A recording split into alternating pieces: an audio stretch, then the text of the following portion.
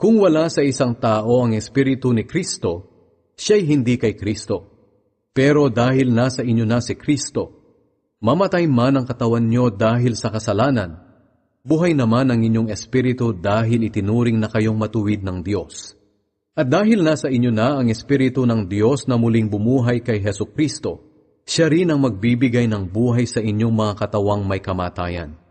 Gagawin niya ito sa pamamagitan ng kanyang Espiritong nananahan sa inyo.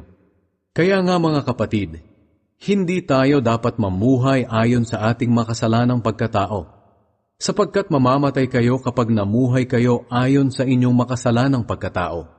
Pero mabubuhay kayo kung susupilin ninyo ang inyong makasalanang pagkatao sa pamamagitan ng banal na Espiritu.